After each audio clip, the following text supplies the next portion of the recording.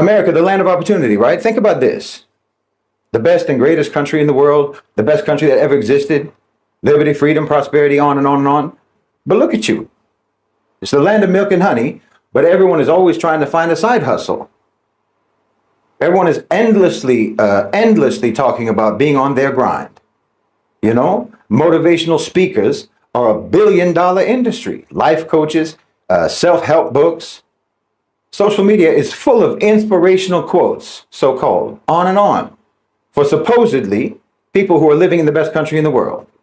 While you look like, to everyone else, you look like you're constantly on the verge of a nervous breakdown. You look like you're barely holding it together.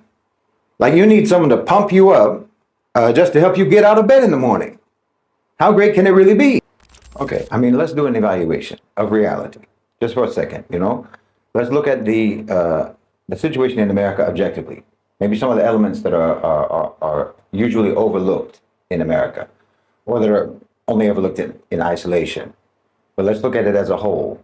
Let's look at it as an organic whole. First of all, roughly half of all of the current working age population in America today, the adult population, between 40 to 50% of the adults who are in America today, who are, you know, in the leading positions in America, whether it's in business or in government or what have you, about half of the adult population in America grew up with divorced parents, means single mothers mostly. Okay, well, we're all aware of the emotional and the developmental issues that can affect kids when they're growing up in broken homes, homes without fathers, and so on. There is trauma from that, no doubt. No matter how great that mother is, no matter how great that father may be, a child without two parents who are actively involved in bringing that child up, that child has a much harder time than a child who has both parents. That's a statistical fact. Okay, so half of your adults grew up like that. They were impacted by that. Then if you look at the statistics of abuse and neglect that was reported throughout the 1980s and 1990s, somewhere between 25% and 40% of all American adults today suffered abuse while they were growing up. Physical abuse, sexual abuse, neglect, emotional neglect, and so on. Do you understand? So you have that trauma as well in your adult population, and all of the associated psychological aftermath of that they're dealing with, that they're coping with. At least 10% of American adults today grew up in poverty and economic hardship when they were children. And now in adulthood, 25% of adult American women have been victims of rape or attempted rape. And half of all American women have experienced some form of sexual violence. A quarter of all men, American men, have suffered some form of sexual violence in the United States. All right, welcome back, my great people. I hope you're all doing fine. Okay, many people call him Shahid BOLSEN. That's the name that a lot of people, if you ask people who this person is, they will tell you he's called Shahid BOLSEN. I call him a truthful man because Shahid BOLSEN does not know how to lie. He speaks the truth regardless. He doesn't want to know who is he addressing, but I think sometimes maybe he tells himself, I have nothing to lose. So he speaks pure truth. When they call him Shahid BOLSEN, I call him a truthful man. Listen to what the truthful man says. He says, American dream has become a tool of manipulation rather than the path of success and fulfillment. So they're using it, they're calling it American dream, but they are so desperate to many things to an extent they've gotten this American dream like they've made it look like a tool of manipulation. The American system leads youths to chase materialistic items, forgetting they also have a meaningful life. So these youths of America, many a times they've forgotten there is a life they're supposed to live. A lot of things they think is materialistic items. That is where they're focused. They forgot there is a meaningful life they're supposed to live. And this is America that is misleading them and the system thereof. So the traditional idea of working hard to achieve a prosperity has largely collapsed, leaving many in a state of despair.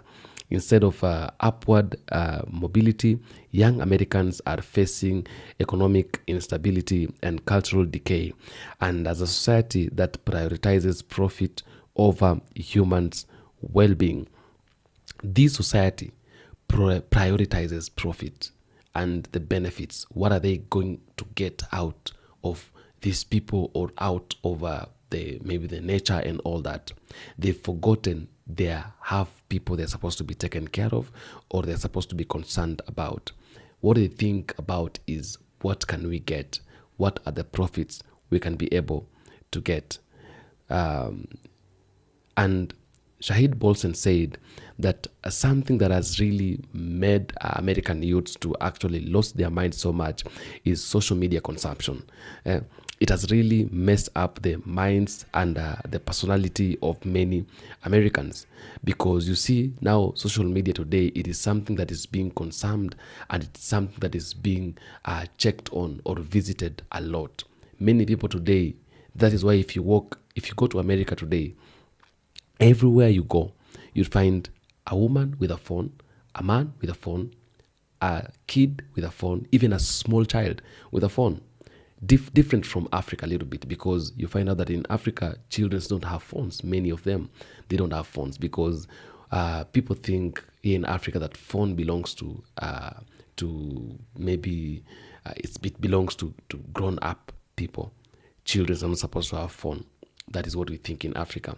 There are some morals in Africa we're being taught when we're growing up that I think in America, children, when they were growing up, they are not being taught. Sometimes there are things that when you see an American child doing, when you're an African, you feel like, this kid she has maybe lost, he or she has lost her mind or his mind. Okay, because when we were growing up in Africa, we as Africans, we were never taught these things, and we were never allowed by our parents to do these things.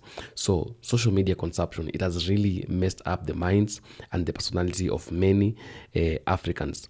If you go to a social media right now, many people who consume social media are the Americans. Okay, seeking trends, social media approvals, trying to invent and bring new things in action.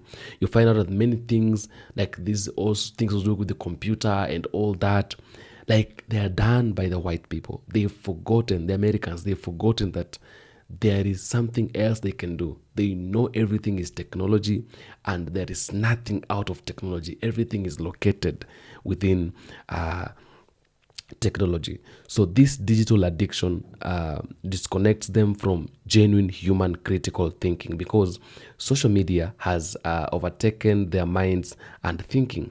They no longer think as humans. They think that everything to be done should be done through the social media or through the technology, which is maybe phone or the computer or maybe any other electrical gadget or that. They don't feel like as human beings we're supposed to have a human thinking that how can I do this? How can I do this? They know that everything is to be done through technology, you see. So this is what makes them get manipulated easily by political elites and many other organizations and cooperations. People are using even these technology and all other things to manipulate people and to make people really get out of their mind. Sometimes we are manipulated, we are lied to because of the social media, and because of people are no longer living the lives they're supposed to be living. People are living fake life because of the social media. I see someone somewhere living this kind of life and he's posting on the social media, and I want to live that kind of life. I would go to a bad extent to be able to achieve or to acquire that kind of life. And therefore, American dream has really made, it has thrown Americans, especially the youths and upcoming children, into a den of lion. Themselves, they might not be able to realize, but whatever Shahid Bolsen is saying, it is very true. And if we really think about it and talk about it and have our minds to think, to give a thought to what he has said and what he is going to say in this video, you will realize that he's speaking nothing but the pure truth. Without further ado, let's get after the video. Now, if you look at the other crime statistics of the past, say 4 decades, then that would leave you with 20% of all Americans who know someone who's been murdered. It's a brutal society.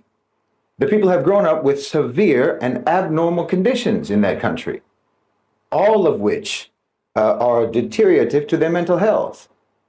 And now think about the fact that an adult in America today, say someone who was born in 1990, if they were born in 1990, they're 35 years old now, they likely spent 50,000 hours watching television, 40,000 hours surfing the internet, and up to 20,000 hours playing video games. That's 110,000 hours of passive media consumption, 35% of their entire life. That's more time than they probably spent working or studying or even sleeping. It's equivalent to spending every waking moment of an entire decade glued to a screen. I mean, in fact, if you want to be accurate about it, we should just subtract the time that they probably slept. You know, only count their waking hours. In that case, the average 35-year-old American has literally spent more than half of their life watching television, surfing the internet, or playing video games. Passive consumption of media, roughly 55% of their lives. I mean, no wonder whenever anything even mildly interesting happens in their life, they'll say, wow, it was just like a movie, without fail, you know? Because media is literally their frame of reference. Media, popular media, not actual experience. Now combine that with the real trauma issues that they have from growing up and from the violence and the insecurity of their society where they live. They're not processing any of that. They're not processing anything that they've been through. Instead, there's just escapism, avoidance, isolation, desensitization, you know, and this, you know, escape into false versions of reality, simplified versions of reality, and so on. The Instagram world, the virtual universe of the internet becomes their unnatural, natural habitat. The average 35-year-old American male has spent roughly 3,000 hours watching pornography. That's equivalent to about 5 months of continuous nonstop viewing. Okay, obviously all of this combined has devastating cognitive impact. Attention spans evaporate. There's a sort of a constant state of partial attention where people are continuously distracted. They're kind of paying attention and kind of not. It erodes their critical thinking skills, their problem solving skills. It deteriorates both their working memory and their long-term memory. It erodes their emotional regulation. It causes anxiety. It causes depression. It causes volatility. It impairs their social skills, their communication skills, their empathy, their ability to even interact with people face to face properly. You know, it programs you with a kind of behavioral addiction, low impulse control, on and on. Not to mention information overload, where you're accessing far more information than you could ever process. And all this just ends up making your whole perspective of the world an incoherent jumble of random bits of data, random theories and opinions, and so on. And again, remember, all of this cognitive damage is being inflicted on people who most likely are already carrying real life trauma that has never been dealt with from their childhood and from growing up. And okay, if you can afford it, you can go to therapy. Everybody's going to a therapist, right? Well, over 60% of therapists themselves report that they themselves have psychological and emotional disorders. Because of course they do. They come from the same society. You know, they try to rationalize that by calling themselves wounded healers. But very often they wound more than they heal. Because there's a very significant number of therapy patients who report abuse of one form or another from their therapists. I mean, ideally, you'd be able to talk to your family. That's what normal people would do. But we've already said that a lot of them, at least 40–50% of them, come from broken homes. And about 30% of all American adults report that they are estranged from their families, from their parents, or from their siblings. The average close friendship in America doesn't last more than 5 years. Forget about romantic relationships, dating relationships, that barely makes it to 2 years. Usually it's only a few months. Even most marriages don't last a decade in the United States. Here are people who are adrift. It's a society that's adrift. There's no anchor, there's no port, there's no dock, there's no rudder, there's no map, and there's no destination. That's your society. I mean, look, America, the land of opportunity, right? Think about this. the best and greatest country in the world, the best country that ever existed, liberty, freedom, prosperity, on and on and on. But look at you.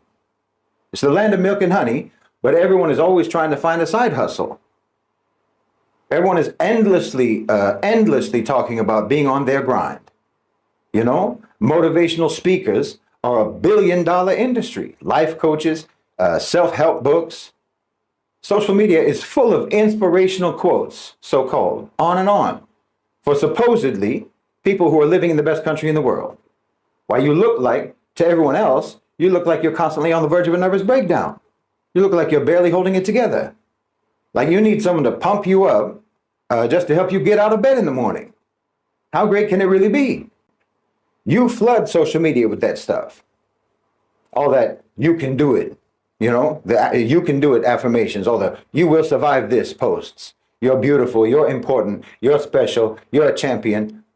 All of that. You flood social media with that. You flood social media with those things. And everyone in the world sees it. You understand? Everyone in the world sees that. And it looks to them like America is staring in the bathroom mirror trying to pull themselves together to face the day. That's what it looks like. You see what I mean? It looks very sad to people outside. You know, people in countries that don't proclaim to be the greatest and most wonderful nation on earth, well, they don't have to hype themselves up just to do normal things. They don't have to hype themselves up just to function in the world. People in Africa, Asia, the Middle East, Latin America, so-called, they don't need motivational speakers. They don't need life coaches. They don't need inspirational Instagram quotes just to be able to stop crying in the office parking lot and go to work. Honestly, it always looks like it's a toss-up with you, whether you're going to post an inspirational, motivational quote on social media or jump off the roof.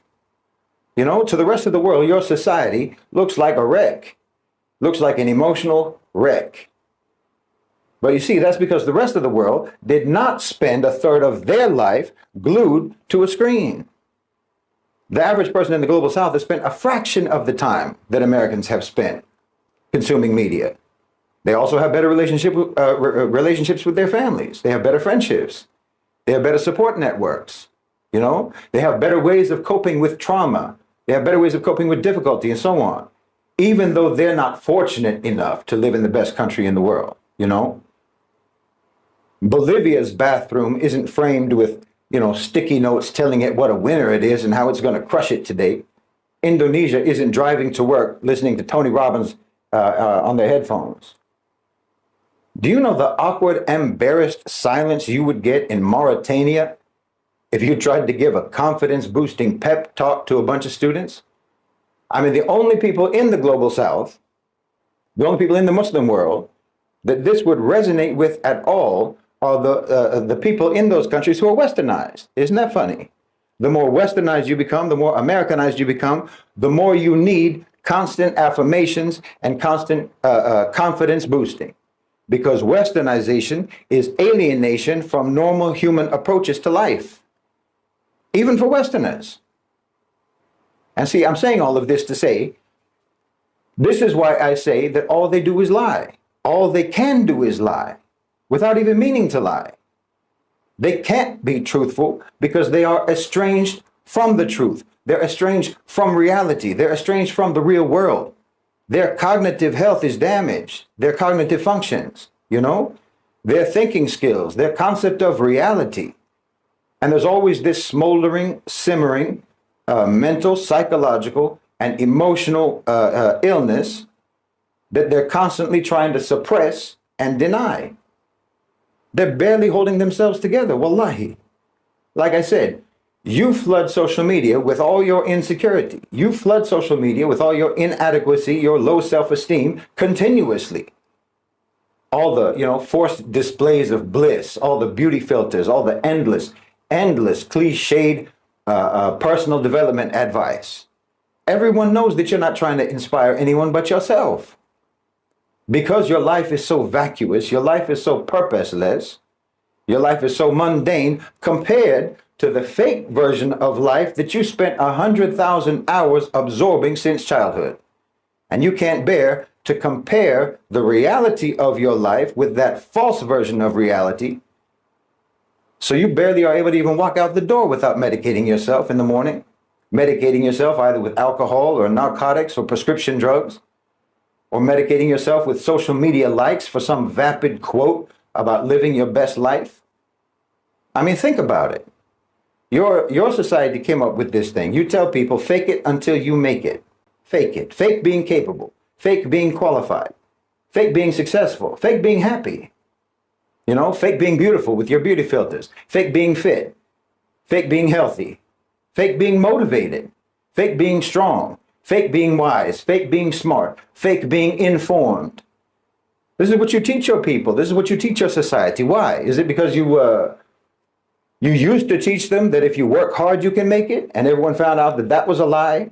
So now you tell them that the key to success is to be fake? What kind of culture is this? And again, understand that you're broadcasting this pathology all across the internet to the whole world. The whole world sees it. And now everyone knows that you're faking. Everyone knows that you're frauds. See, I'm telling you,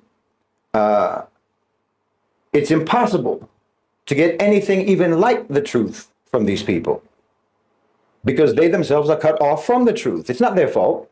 It's not necessarily because they are deliberately lying. They're deliberately dishonest. No, but they are no more capable of telling the truth than I'm capable of speaking Swahili. They can't make any sense even if they want to. The society has paralyzed them. They've been victimized. They've been traumatized. And then they were propagandized. They've been militarized, desensitized, dehumanized, and monetized. And yes, they've been neutralized, and that's a whole lot of lies. You know? So if you're American, I mean, if you're Western generally, but especially if you're American, if you were raised in America, and you went through that 110,000 hours of programming, then you have to understand that in order for you to even start learning about reality, if to even start learning, you have to understand you're not even starting at zero. You're in a hole. You're at less than zero. Because it isn't just that you're ignorant about the world, you have been miseducated about the world. So you have to actually unlearn all of that miseducation. You know, all of those tens of thousands of hours of programming, hundreds of thousands, in fact, because that includes not just your media consumption, but it also includes your schooling, your so-called education too. So you have to unlearn all of that indoctrination. You have to unlearn all of that programming just to get you out of that hole, just to get you up to zero. You understand? So that then maybe you can actually start to learn about the world that you live in. You have to get to zero first.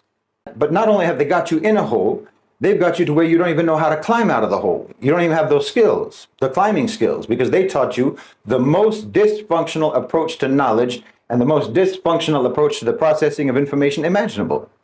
You know, it's an approach that basically prevents any sort of understanding. And I think it's calculated. See, this is where you have to understand that there's layers of gaslighting that they do. The complexity of their tactics to mislead you. It's not that straightforward. It's not just that, you know, the gaslighting for them isn't just that they want to make you believe that you're not seeing what you think you're seeing. You know, it's not just trying to tell you that something is other than what it is, and what you can tell it is, what you see it is. That's amateur level, you know, telling you it's day when it's actually night. No, they go deeper than that. They'll actually have you doubting your own reasoning. They'll make you doubt not only what you're seeing, but they'll make you doubt the whole mental process that takes place in your mind that explains to you what you're seeing. They're throwing a monkey wrench in the whole machinery of your common sense. Like if it's night, okay, if it's night and they tell you that it's day, then they'll tell you, well, the sun is actually there. It didn't go away. Technically, the sun's light is still shining on the earth after all. So what does night really even mean, actually? You know, night means the absence of the sun, right? And the sun is never actually absent. So really, there's no such thing as night, actually. If you think about it, see what I mean? This is what they do. This is how they play with words. This is how they manipulate and how they abuse normal logical sense, just so that they can make everything nonsensical. Because when everything is nonsense, then nothing means anything. There is no right or wrong. Nothing has a definition. Nothing has any meaning. Everything is arbitrary. Everything is subjective. Everything is meaningless. And that's how they want it. That's how they want you to operate in the world. I'm telling you, it's intellectual sadism. They're torturing your mind. And they've done it to you your whole life. And then at the end of that, even intelligence and even sense don't have any meaning or value. which means that anyone and everyone's opinion has equal validity and equal value, which is the same thing as devaluing knowledge, devaluing truth. Please understand me. And that's free speech, so-called. You know, free speech, the way they do it, is just a way to completely drown out reasonable, intelligent, informed, and knowledgeable voices. That's why they support free speech, because the truth is, if you want to learn, the only way to learn is to listen, is to shut your own mouth and listen. There's no other way to do it. Nobody learns by talking. Your own voice never taught you anything. You know, they say talk is cheap. Well, in America, it's free, and they made it free for a reason. And the reason is because they want the noise. They want the noise. They've worked it out so that you can actually censor people even more effectively by letting everyone talk. Now they don't have to silence anyone anymore. They don't have to silence anyone. All you have to do is increase the volume on everyone so that then the voices that you should be listening to can't be heard. Oh, it's brilliant. It's as brilliant as it is diabolical. Now that's the way they can make sure that you never get out of the hole. You see how it works? So my message first is for the Muslims, for our ummah, and for the people in the global south more broadly. The decolonization of your intellect requires that you recognize that non-Muslim Westerners, that Americans, are literally incapable of telling the truth. Even if they want to, they can't do it. You're dealing with the people who are afflicted with debilitating cognitive damage, debilitating emotional disorders, crippling psychological and mental confusion and dysfunction. They'll treat a yes or no question like it's a multiple choice. They'll treat it like it's an essay question. No, you need to push all of that aside. You need to push all of that off the table. You need to hit the mute button on all of that.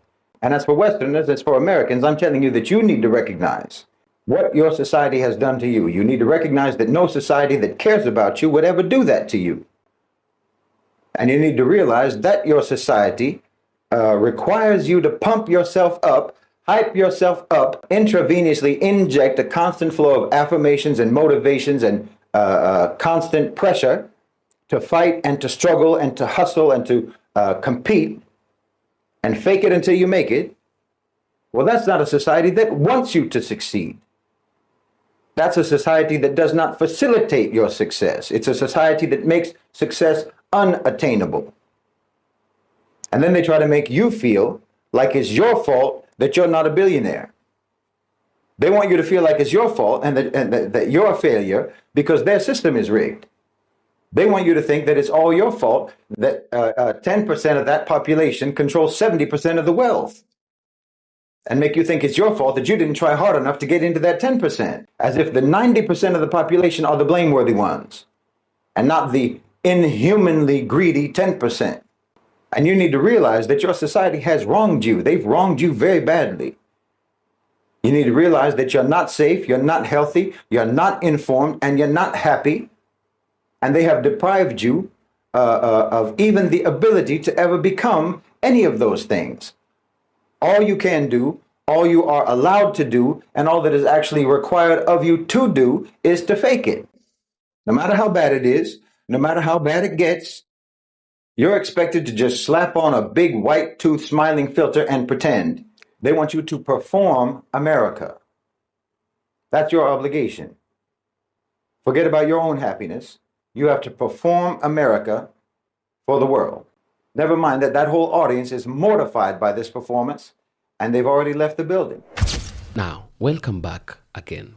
You see, we have lack of morals.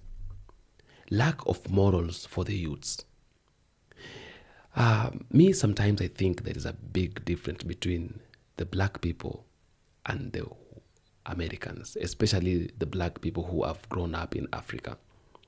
But again, I'll not say that black people who have grown up in Africa are different from black people who have grown up from America, because I think this issue of children's bringing up their children, like parents bringing up their children in a certain way, it's a gene, or it's just a DNA that is inside a black women, black parents. Because some point I've seen, even in the social media, or rather I've I've been occasionally I've seen black parents who beat up their children so thoroughly and tell them, don't do this is bad, and don't do this is bad. African Americans do not do, and they beat them so much, even in movies when we see, because you see the things that are we are seeing in movie, in real life situations, yeah, something like that. So what I was saying is, you find out that Africans, when we were brought up, like the way when we were growing, when our parents were bringing us up, when we were growing, they used to be very strict on us. These morals, these morals we are supposed to be following and to be, they used to be very strict on us. When you do something, you're beaten up. Like we used to see our parents like military officers, because they wanted us to grow up in a nice way and in a good way. That is why our minds being corrupt and doing some funny, shitty things, we couldn't do them because of how strict they were, and the teachings they gave to us, how they used to teach us, how they used to bring us up. So you find out that many African children and African youths grew up in a certain way. Okay, it's the only difference is that we have those youths, African children who are called born towns, like they were born in towns, they were raised in towns, and you know now these people who are living in towns all these times, they used to nurture the character of the Americans and those people. Like you see, that is why there's a little bit different. You find out that it was only in towns where children would have these phones, okay, but in rural areas things like those would not be happening. But African children and African parents in general, they were very strict. So this lack of moral for youths, it has really also destroyed the youths. We have he talked about the rising of the school fees in schools, that children are finding it hard to go to school. Some of them decide even to drop out of school and begin doing things that are not good. He just talked about that. Okay, he talked about aimless consumption, like when these children have money, these youths have money, they use it aimlessly, buying irrelevant things and consuming them in a bad way, visiting places that are not supposed to be visited, visiting sites that are not supposed to be visited, because they have money and they spend it aimlessly. Okay, that one also brings consequences. They want to buy big things, iPhones, computers, irrelevant things. Maybe at their age, those things, maybe they're not relevant, you see. But you see now, they see advertisements all over in the social media, how these things are being advertised. And when people, you see, that's why he said, Shahid Bolsen said that when these people are showing out these things, they don't tell you the consequences or rather the repercussions. They only tell you the benefits of these things. So we are running to them thinking too of the benefits only. We don't think about them, maybe the consequences, maybe the repercussions that might come. We don't think about that. Okay, we only think about the benefits, because these people want profit. Of course, someone cannot make a phone and then tells you, this phone, the disadvantages of this phone is this and this and this. They don't talk about that. They only talk about the better part of these things. The disadvantageous part, they don't talk about it. So at the end of the day, we end up suffering, and we suffer because of lack of understanding. In the Bible, it is written, my people are perishing because of lack of knowledge. So the lack of knowledge can make people perish. Okay. We have hyper individualism. He also talked about that. That means American system pushing unrealistic ways of life. These are really unrealistic ways of life. You cannot be encouraged to stay alone. People will not tell you, you're supposed to stay alone or something like that. You can never be encouraged to stay alone. You must have friends. You must work with people. You must stay with people. Because when people come together and stay together, they begin thinking, okay? They share a lot of things. They share ideas. People coming together is just another type of therapy, okay? I will need someone will need me. If we can be able to encourage individualism, that means we are breaking our youths and we are killing our youths, okay? being told marriages are bad, so they don't want to enter into marriages. They fear marriages. See, seriously, these are things that was created by God. God created marriage himself. You cannot be telling people marriage is bad, okay? That loneliness is good, being alone, staying alone. This is like being, a sickness is being directed to you. Then they will create medicines. You see, these things have been happening to Africans. Now it is also happening even to the Americans themselves. And that is why you find out that even Americans now, they are looking forward to demonstrate on the road because of the things like these ones, you see. So it's not really appealing. Yeah, human prefer. That's why let me tell you, it is only in America and in those other lands that when you can go there, you find out that human beings are staying with animals in their houses. Someone is sleeping with a dog on one bed, eating with, like, you see, like, it is something that when you come to Africa, dogs stay outside. They don't stay in the house. Yeah.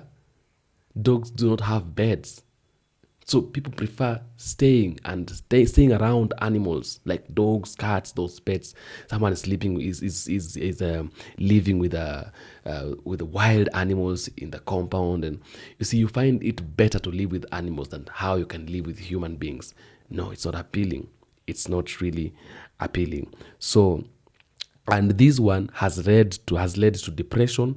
It has led to anxiety. It has led to suicide rates going high. So depression, anxiety, and suicide rates are extremely high.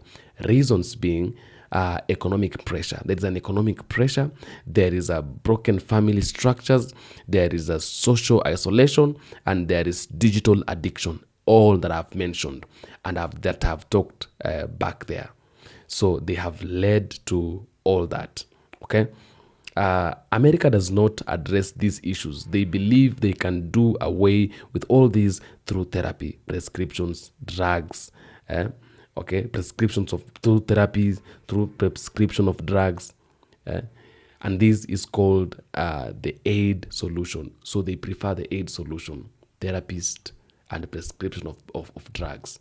And as we all know, when we are doing maybe with these therapies and just prescription of drugs, it is just consuming this problem for a short period of time. It will, after that short period of time, it will start again. When it starts again, they want to continue giving you those drugs and giving you those therapy because they want to benefit from you. And that is why you'll realize, that is why that when Shahid BOLSEN was finishing his statements at the end there, he said, BOLSEN says, all this is not accidental. It's a byproduct of a system that values profit over people. It's a byproduct of a system that values profit over people. Okay? It is a system. Like, it is something that is in the system. They know this is supposed to happen this way, this is supposed to happen this way, this will affect you this way, this will affect you this way, and we shall benefit from this affection this way and this way and this way. So it is something that is in the system. Okay? It is not accidental. It is not something that is like a problem that we are looking forward to solve. No, it is a problem that is invented, or it is molded to stay for as long as it takes, so that benefits can be able to get harvested for as long as it can be harvested. You see? So I don't know what you think about this. Do let me know what you have to say in the comment section. I'll do my best to read all the comments and give a response where possible. I am the African Streamline. Thank you so much for tuning in.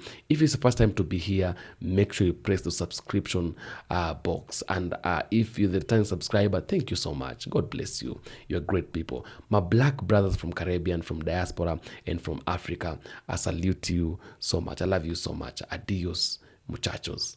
Peace out.